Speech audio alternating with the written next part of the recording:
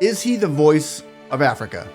For many people, yeah, I guess you could say he is. Do millions of Africans cling to his every word? Absolutely they do. Is he smart? Yeah, he is. He's a wizard. But is he actually helping the African countries move forward in a battle of becoming a major player with the world superpowers? Well, that's debatable now.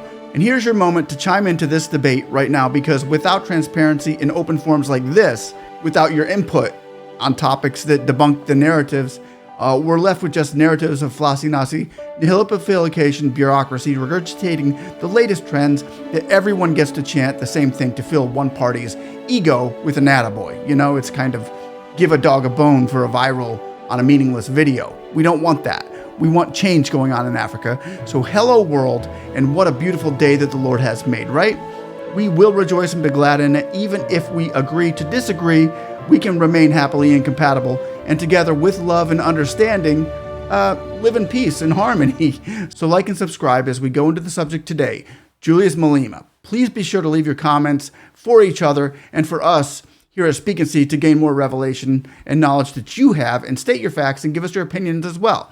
Do you think that Julius Malema is helping or hurting Africa as the country was in flight, doing a Mach 10 towards becoming a major contender on the world stage with Ruto and Museveni and Traore and Kagame and other leaders, well, countries like Uganda and Mali and Burkina Faso as well, you know all the names, they were telling the West and its allies that they were taking no more of their crap. From getting rid of visas to throwing out France and the US military to telling other leaders around the globe that they're not interested in hearing what they have to say anymore. But it was time for the rest of the world to listen to Africa. And just as they were getting their point across loud and clear, moving ahead, here comes Malema, accusing the same leaders who had the guts as well as actual political authority to implement their systems against the Western powers. They were typically doing it. These leaders were doing it. And it's usually a time to either jump in and help or back off and watch. But so many people around the world, around the globe, and in Africa feel like Malema just started riding their coattails of the leaders and starts to attack them instead of lift them up. He beated them down. Take Museveni, for example. It's a community that belongs to LGBTQI+. As a result, they get killed because you woke up one day, you don't like them. So we are saying to Museveni, leave the people the way they are. So we are here to say to Uganda, as long as the LGBTQ plus community is not free in Uganda, we are not free. And as I said before, this is an open forum. Leave your comments below as we go forward. You can agree or disagree with those who believe that he put a wedge into the movement. He pumped the brakes just to lift up his own personal needs and personal agenda. First, let me start off with the moment that wowed the world when Museveni told Kamala Harris to take her LGBTQI, XYZBDQ crap, whatever agenda she had, and keep it out of Africa. That shocked the world. The West was infuriated in that an African country would defy them. And Malema saw an open door. He didn't attack the West, but he agreed with the West and said that Africa is not free until everyone, meaning LGBTQ, was free. Big difference.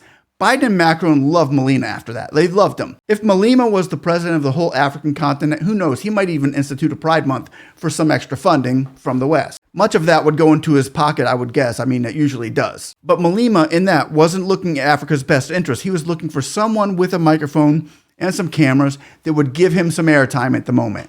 He got the microphone, he got the camera, and he started to rebuke Museveni and spent the whole afternoon shaming him. Ruto of Kenya, on the other hand, and the other African leaders at the time were delivering a speech to open the doors of Africa and get rid of the need for visas in Africa to make the travel and trade easier. Traore and Burkina Faso and the leaders of Mali and some other continents over there, the neighbors, were kicking France out and starting a new status quo on the value of African resources. Malema saw that work that was done and started finding more cameras and more microphones. He's a great speaker, persuasive, well-spoken, His heart exudes a plethora of rage against the machine. But again, many feel as though he was just jumping on the next trend without having any skin in the game. He can't be fired. No country takes him seriously, other than his followers and his fan base in Africa. But the world leaders themselves just think that he's a clown with a loud mouth and a big following. Not a good look. That's not the look you want for your country. It might get him some fame, but it's really not going to do anything for change